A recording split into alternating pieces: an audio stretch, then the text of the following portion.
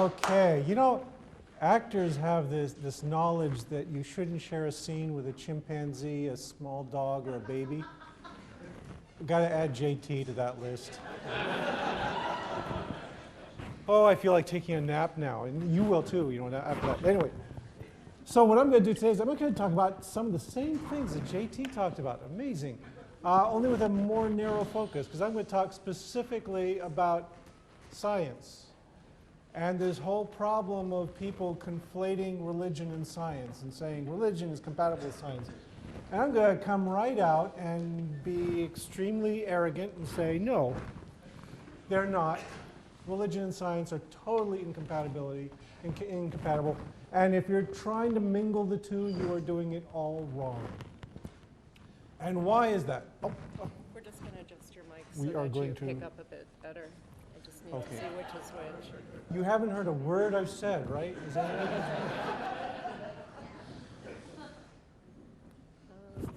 Try Okay. this. all right.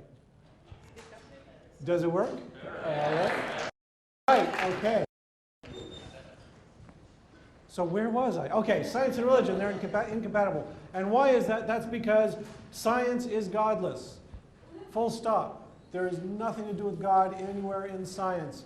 If you've got evidence for a God, show it to me. Otherwise, forget it. It doesn't belong in science.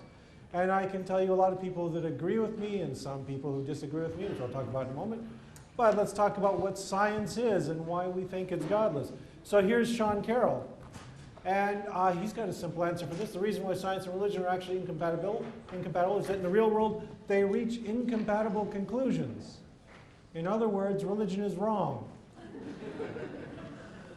That should refute it right there, okay? It gives you the wrong answers every time. If you were doing math problems and every time you do the math problem, you come up with the wrong answer, you would say, oh, I must be doing something wrong. You wouldn't be saying, oh, the math problem needs to be adjusted to fit my answer. But that's what religion does. They're also incompatible because, as Vic Stenger says, they're unequivocally opposed epistemologies. They have different ways of understanding how they know what they know. They make assumptions, of course, but the assumptions that science makes are constantly tested against the real world. We have a standard against which we can measure our estimations of truth. Religion does not have such a standard. Religion may have its holy books, and you'll find that literal fundamentalists do treat their holy books as real as we treat the real world. But of course, then what you discover is those holy books are full of inconsistencies and contradictions and should be rejected. The key thing is that you cannot be religious and scientific at the same time in a coherent way. Yes, there are people who are religious scientists. They don't do it simultaneously. They have to shut down the prayer module when they go to the lab and do experiments because prayers do not contribute to their research. Now, what you'll often hear people tell you when you say these things, they're incompatible. Well, they say, well, the answer is we have to find a compromise to make everybody happy, right? That's the way you resolve things in politics, is you try to find something where you can meet in the middle. And I have my own quote on that, and that's simply that, you know, if you're trying to meet in the middle, if you're trying to compromise, all that means is that you're halfway to crazy town. So what we should be doing is we should be doing our best to approach the correct answer, the right answer, the answer best supported by the evidence, and screw the other stuff. When you find out something is wrong, you leave it behind and move on to the better answer. And religion is wrong, we ought to be moving on to the better answer. Now, the other problem, of course, is not only is science godless, but religion is nonsense. It really is. It does give you the wrong answers. As I was just telling you, that's one of our big problems, is religion gives you the wrong answers. Yet when you ask people these questions, you discover all kinds of wacky stuff. For instance, you've probably heard that statistic that something like 93% of the National Academies of Scientists, the best, most respected, most highly esteemed scientists in the country, are atheists. They don't believe in a God. Only a small fraction do. When you look at the American public as a whole, what you find is that roughly half of the American public believes in garbage. They believe the earth is 6,000 years old. They believe that God created us exactly as we are. This kind of stuff. This is not true. But then when you go to the other extreme, when you look at pastors, this is the result of a survey by Lifeways of a number of American pastors, which you find is that they believe this stuff to an even greater extreme. That roughly 80% of them believe that Adam and Eve were real, literal people walking the earth at some point in our history. Any of you who know population genetics know that this is totally false. It's been disproven, literally disproven, by looking at the genetics of human populations today. We know that we never went through a population bottleneck of 2 people. We would be extinct if that happened. So we know that didn't happen, but 80% of the pastors believe this.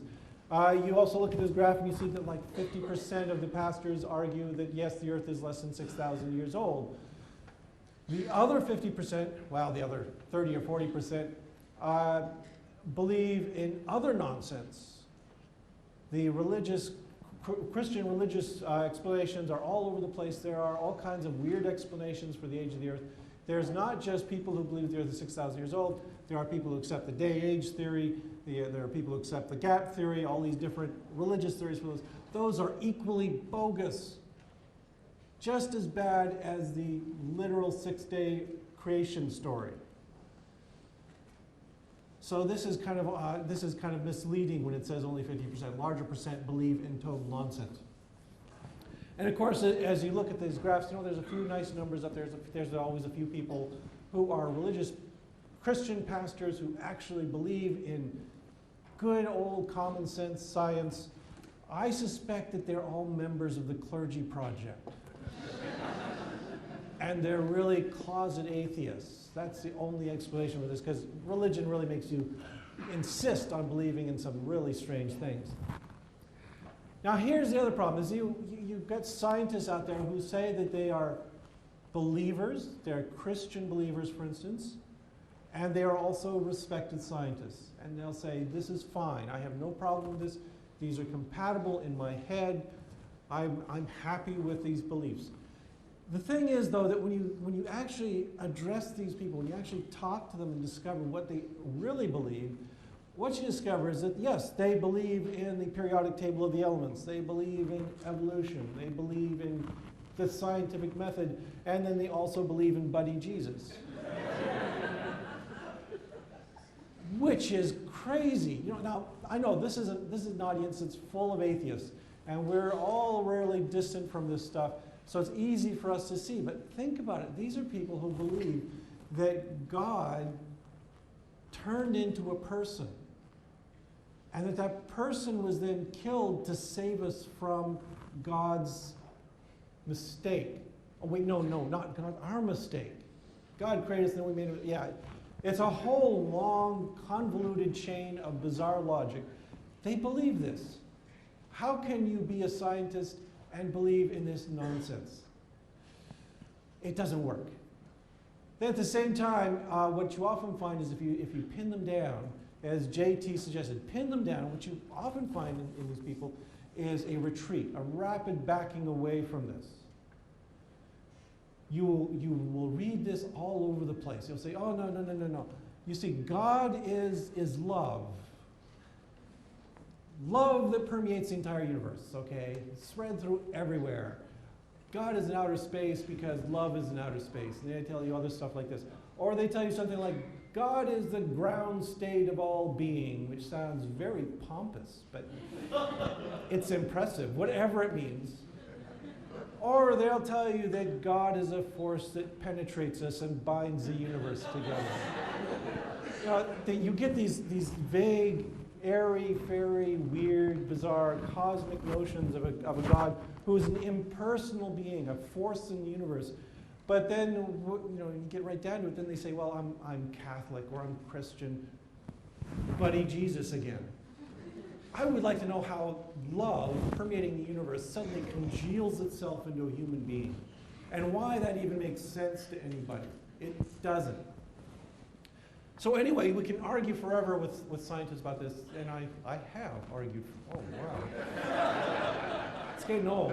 Anyway, what I want to do today is I want to whip through a dozen rebuttals that these scientists are always giving to me. Like I said, I've talked to a lot of them, and there's always these same arguments that they bounce back at me, and like JT was doing with his presentation, he was giving you a bunch of counter-arguments to these absurd arguments that they make.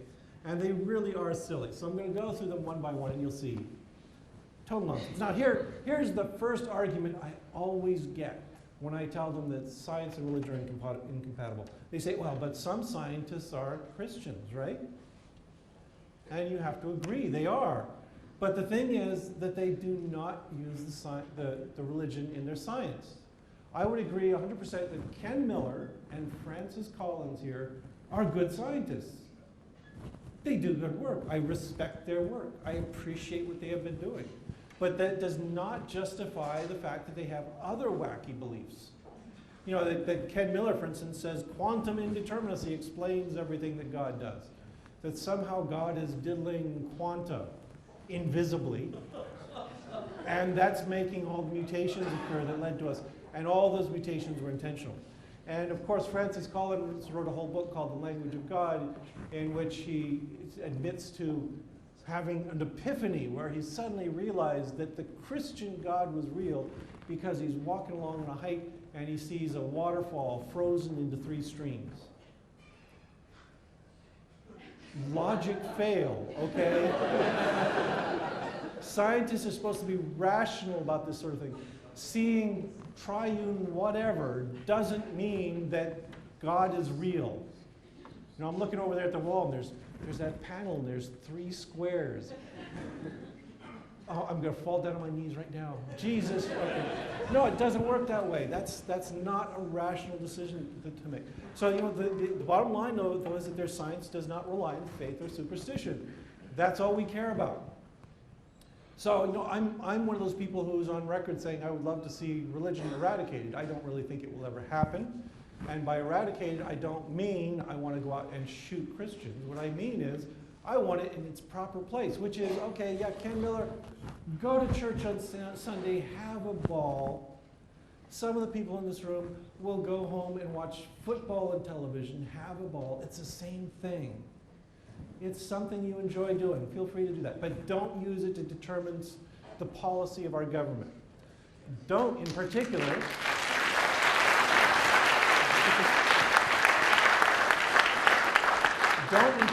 use your peculiar beliefs to define how science should operate.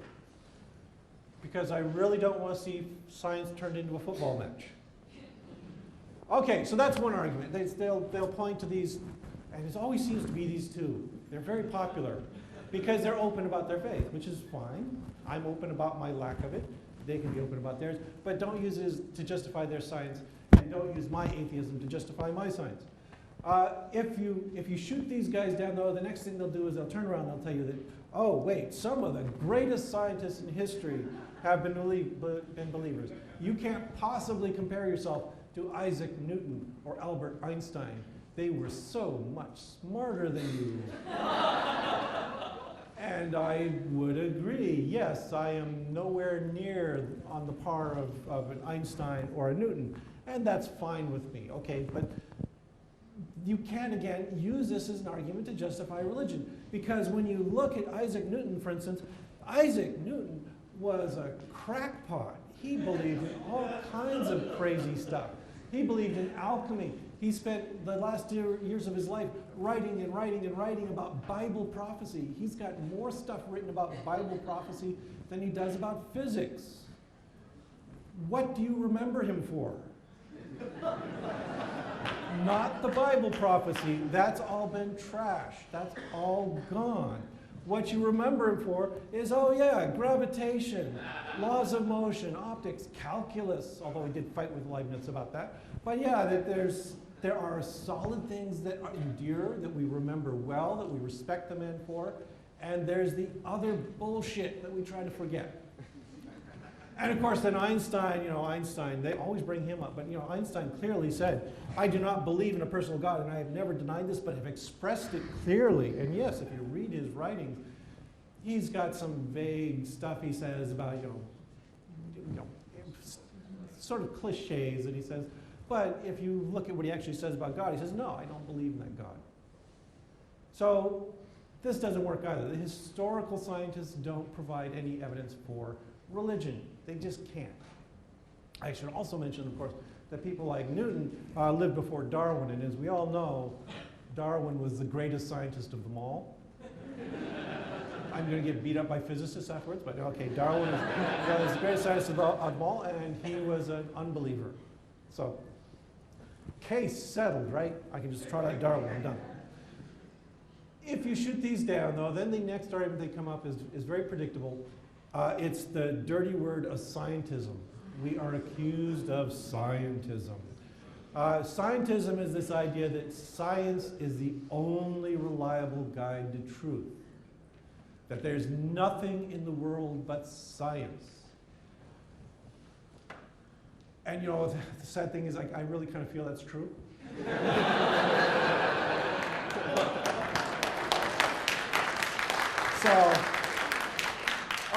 So maybe there's a little bit of scientism lurking in my head, and I'm proud of it. But you know, at the same time, I'm willing to admit the shortcomings of science. Science does not explain everything. Some things are too complex to be explained by a simple scientific equation. Some things have so many variables, so many impinging phenomena that influence them that you can't simply predict them. And I say, okay, at that point, no, you can't use science to predict that. You can't use science to predict the outcome of football games, although you might get close, right? So, you know, in some ways I'm a scientismist, if that's a word. Sometimes, some ways I'm not. But the key thing I want to mention is when people accuse us of this, what is their alternative? You know, if you're going to tell me that you can't respect my views on science because I am too deeply involved, too appreciative, too engrossed in science to have some objectivity and be able to stand back and say, well, when you write a poem, you're not actually following a mathematical formula, which is true. If you can't do that, then you know the thing is that when you look at what religion has to offer, it has nothing equivalent. What is the religious explanation for everything? God did it. It's not a very powerful explanation. Scientific explanations have some potency to them. Religious explanations don't. So yeah, show me an alternative. Show me an alternative to thinking scientifically about the world, and I'll consider it.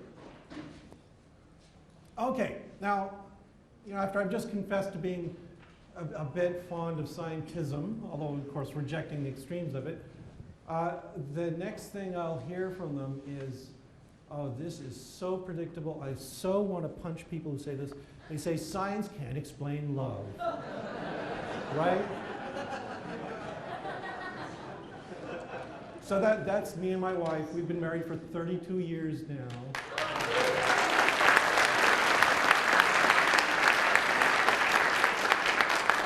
I think I'm a little bit qualified to talk about love.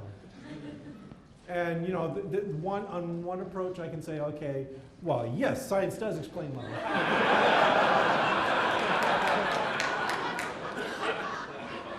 Those of you in the know out there are looking at that and you're saying, oh yeah, the Goldman equation. The Goldman equation that's explaining the flux of ions across a membrane in nervous tissue. So yeah, that explains everything. Of course, on the other sense, it doesn't, because that's a fairly trivial phenomenon to explain. And love is a little bit more complicated than that. And I think my wife would have a better answer for that, and that is this. That we all know this. Love is real. Love is not supernatural. Love does not involve ghosts or gods or angels. It involves real people. Which puts it squarely in my domain, the scientific domain, right? We are the people who deal with the natural world. Love is natural. So let's just take it off the table, the religious table. It does not belong on the religious table at all. Gods have nothing to explain about this. Okay, so here we are. We're tussling with a scientist, and he's still arguing with me, of course. The next thing they're going to tell me is, as I mentioned earlier, there's this sort of abstraction that they will go through. You start off with Jesus, and they start moving away, because Jesus, seriously, Jesus is silly. Moving away from Jesus, they're getting more and more wilder and more cosmic. And what they will eventually say is, okay, God is the sum total of all the laws of the universe, so all scientists are religious, all scientists actually worship God. Huh, yeah.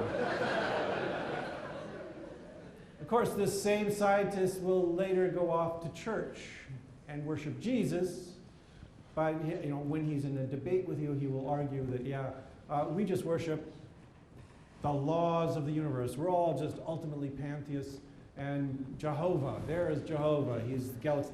They always point to Hubble Space Telescope pictures when they say this. I like biology, so I'd say, look at all those cells. That must be God. But of course, the truth is stranger than that. This is God. Why not? Yeah, if you're just going to say God is the sum total of all the forces of the universe, I think the vampire squid is a perfect exemplar of all the forces of the universe. And of course, now we're going to sit down and say some laws. And he's scary, so you will believe him. Even his heaven looks like hell. It's great. But of course, the reply to this, though, is you've just accused me of scientism. Isn't this religionism? Isn't it just sort of saying, it's giving up the struggle and saying, oh, the answer is always in religion.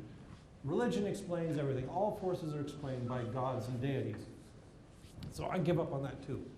And then, like I mentioned before, the religious explanations have no potency at all. They don't help me understand how the world works. Now, the other explanation they make, it's kind of the opposite of this one. On one hand, they'll say, God is everything. God is all these forces. God is Maxwell's equation. Okay, it's whatever. On the other hand, this is the other approach they'll take. No, God's works are cunningly undetectable to science. This is Ken Miller's quantum indeterminacy, saying, yeah, the science is working, but there's all these phenomena that we can't see. He's lurking in those gaps. He's lurking in those chance events. Those aren't really chance events. God rigs the dice and makes them go in particular ways that he wants. And one of the hallmarks of this is that many of the major religions have adopted this. They love this. The Catholic Church loves this approach. Some of you may know that the Catholic Church says that they're fine with evolution. Did you know this? Yeah. They say this. They say, yes, we have no quarrel with evolutionary theory. Keep it, teach it in the schools, and they actually do teach it in the schools. But they have a reservation. They say, except for one little thing. Okay. There was an Adam and Eve, they say. Catholic Church is very specific about this. Many Protestant sects are very specific about this as well. That, okay, we're willing to admit that apes evolved into people, but they evolved into Adam and Eve. You have to accept this. And then the other thing they insist on is that when Adam and Eve appeared, God zipped in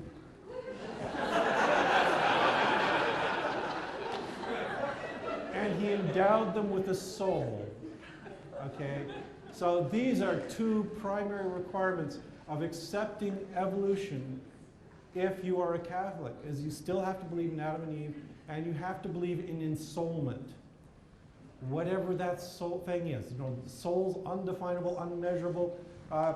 Souls are not preserved in the fossil record. Have you noticed? They say, okay, there was a magic moment when this had to have happened. The couple of things that I say about this are first of all, okay, how do you know, old man? See, omniscient rabbit at the bottom of the if these things are cunningly undetectable, if you cannot see them, how did you see them? How are you reporting these things to me? Where's your evidence for this sort of thing? And of course, they just know it. God told them or whatever. The other thing I always say is this, and this rankles some people. They get very annoyed with me. The people who like to say that science and religion are incompatible, is that these people are actually creationists. If you are a theistic evolutionist, if you believe that God made the universe, I'm sorry, you are a creationist just like the people at the Discovery Institute. Because that's what you're saying, is you're saying that there's this unknowable, mysterious component, this supernatural element that interfered in evolution. You are not willing to accept the major mechanisms of evolutionary theory. Evolution is not about describing a sequence of events. It's not listing species one after the other and saying, oh, this is the chain that happened. No, evolution is about the mechanisms that drive it. Natural selection, drift, founder effect, all these processes that go on. Every single scientific process used to describe the progress of evolution is godless. It has no teleological element at all to it. So when you subvert evolution by claiming a teleological agent working on it, you're actually rejecting the fundamental science of biology. So they're all creationists. Okay, here's another thing that they all then say. Okay, they will say this is not really a good argument for the compatibility of science and religion. It's a surrender to inevitability. They say religion is a natural part of the human mind. That people will just naturally start worshiping things if you don't instruct them otherwise. Which is really peculiar. This is a scene from Jesus Camp. You've seen this? If that were true, why do you have to send the kids to camp? Why do you have to ship them off there and teach them to do this and yell at the sky and praise Jesus and George Bush? You know, you would think if you just take children and put them in a closed room all by themselves, they would naturally and spontaneously start worshiping cardboard cutouts of George Bush, if this were true. The religious people even know this.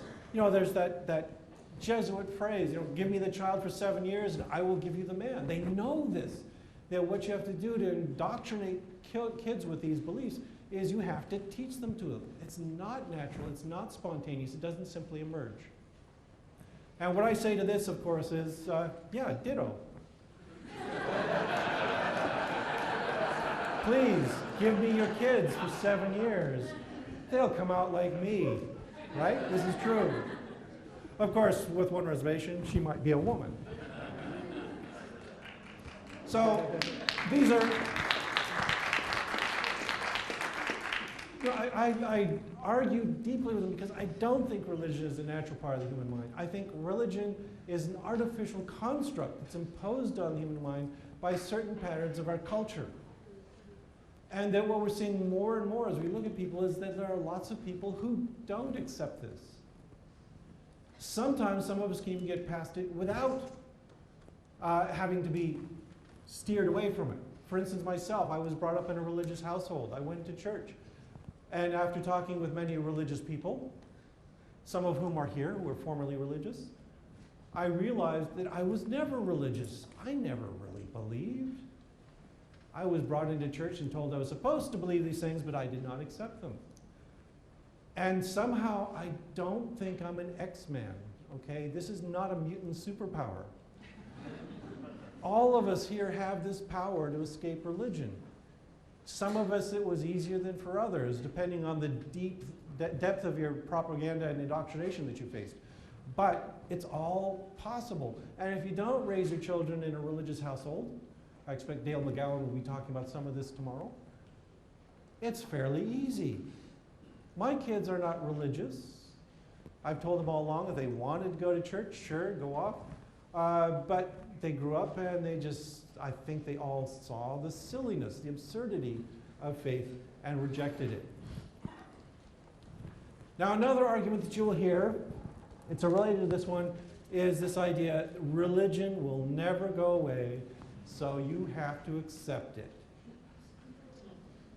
I have heard that, so, you know, it's this futility of effort they're making. They're saying, don't bother trying because you can't succeed. Yeah, we can't end wars, so go fight them. You know, we can't end disease, so go ahead and die. It's, you know, it's a totally pointless sort of exercise. And religion is something that we can defeat, that we are seeing defeated. This is a graph of religiosity in the United States over the last, some 60-some years. And what you can see is that there's a trend. Now, in case there are any Christians here in the audience, I'll help you.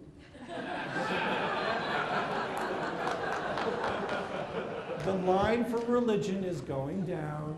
The line for atheism, free thought, the nuns is going up. The trends are all the right way for our perspective. This is what we expect. Now, admittedly, we're down there kind of low. But I really don't think that those 10%, 12% down there at the bottom of the graph are the rise of the new mutants. That these are not strange people. It's people like you, and you're normal, right? Mostly. Healthy, well-adapted, well-socialized, constructive, productive people in our society.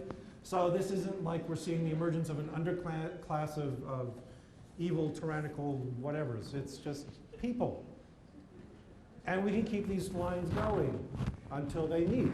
And in some places, they're pretty far along. If you look at religion in Britain, this is the result of the British Social Attitude Survey. Some of you may have seen that Richard Dawkins Foundation funded a source by Ipsos Mori a while back, came up with the same result. When you look in the United Kingdom, what you find is about half the people there have rejected religion altogether.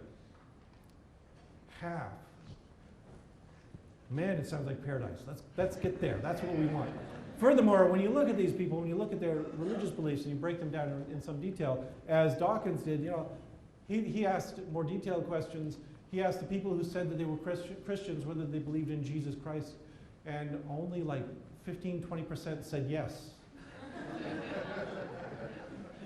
Whoa, okay, let's think about what does this mean to be religious anymore? It's possible that we will be evolving as a culture towards a kind of religious belief that isn't what we would really call religion anymore. It's a social structure, but it doesn't have those beliefs in the supernatural anymore. And then, of course, I will sit down and stop complaining about them. That's all they got to do. Jettison that religious stuff.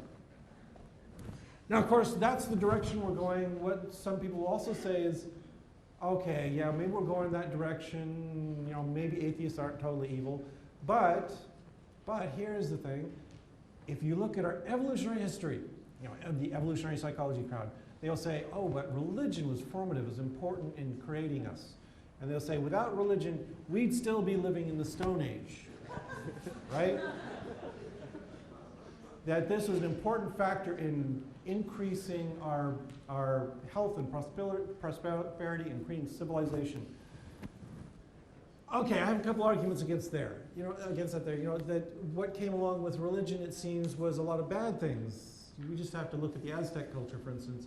Why should we think that a good thing is a religion that chops the hearts out of people? Why should we believe that a religion that creates a priestly class that doesn't really contribute to the society, except perhaps in this kind of cohesive, binding sort of way, is a good thing for a society? So that's one argument. We could argue, wouldn't the world have been a much better place, even in the Middle Ages, even in the ancient world, if we hadn't had this dedication to a faith? And I think actually, if you look at many of the ancient civilizations, they sort of treated religion as a formality, and so it was okay.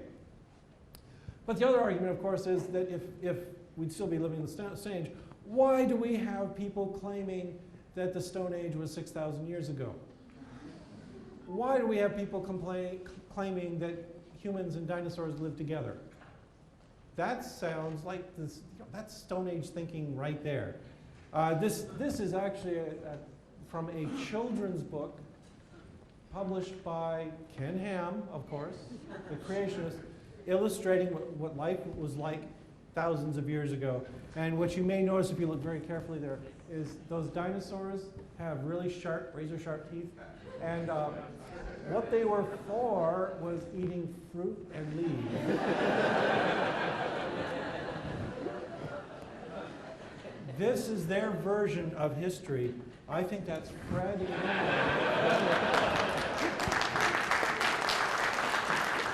And of course, that guy, notice the gorilla with the razor-sharp teeth? That's not what gorilla dentition looks like. Anyway, there he is gnawing on a stick. I think that's Ken, really. Just makes no sense at all. Okay, so there is something of an argument to be made that maybe religion played a significant role in shaping civilization. in a positive way. I think it's definite that it shaped civilization in some way. We could argue whether it was positive or negative. When you point that out, though, that there are many negative consequences of religion, the next thing you'll hear is this: science does evil things. Yes. Isn't it awesome? I want a death ray. I really do. So yeah, we've got all these radical sorts of things that we come up with. That things like the sexual revolution, wait a minute, what's so bad about that? That's a good thing. But I think you would agree that the sexual revolution changed the culture. And that's often what these people are upset about, is change. They dislike change altogether. So they say, okay, well, there's all these horrible things that science does. Science is the bugaboo that does all the horrible, horrible discoveries that kill people and destroy the world and allow them to have sex freely, and those unforgivable things. But I'd also point out that science does all these other things. Some of you who've seen The Life of Brian may recognize the initial parts of it, but we could keep going forever listing all the positive benefits of science. Science enables some evil things to do. Yes, we build death rays, but at the same time, we also build modern medicine. And I don't know, I haven't had much of a problem with death rays, but health problems, yeah, we all have those. I'd rather see us confronting those. Okay, so what this really is that it's an unfortunate side effect of the fact that religion doesn't work and science does. And we don't want to change that. Okay, another argument you often get is this one. Other ideologies besides religion also make people do stupid things. This is a logical fallacy. I'm not arguing about those things. I'm not saying that communism, it's always communism, okay. I'm not saying that communism didn't do bad things or didn't do things in the wrong way or didn't lead people down the wrong path.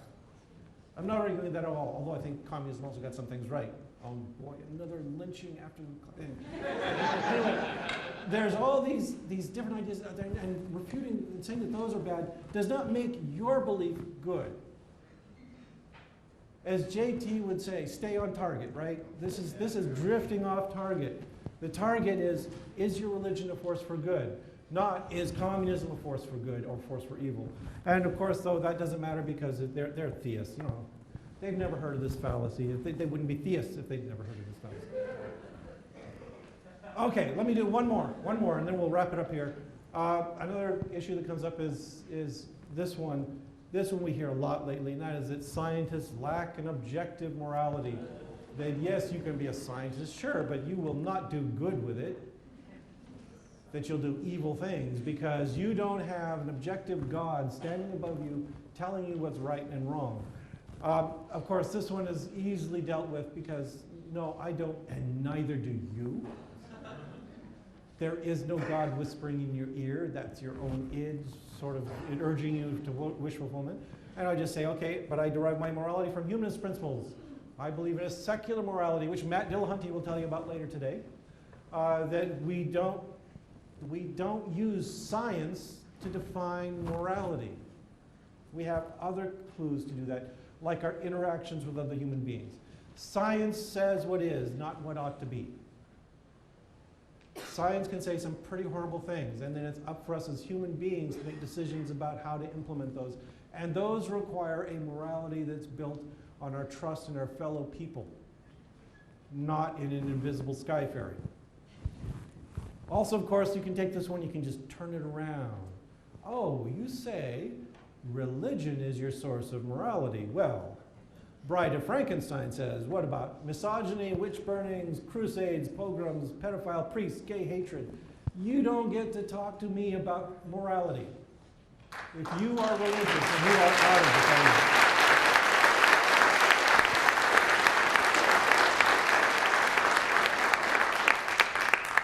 So that, why not just stick with science? Science is good. Science is useful.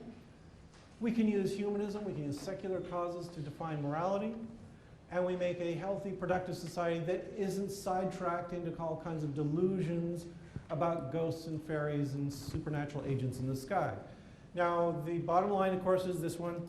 Science is godless. I would love to hear from a scientist who has a different argument, please. I've just talked about 12. that I reject out of hand. If you've got a better argument, come talk to me, because I would be interested in hearing about it, and then I get to add another slide to this presentation as I rip it apart. Okay, so I guess my time is up. I will stop there. Thank you very much.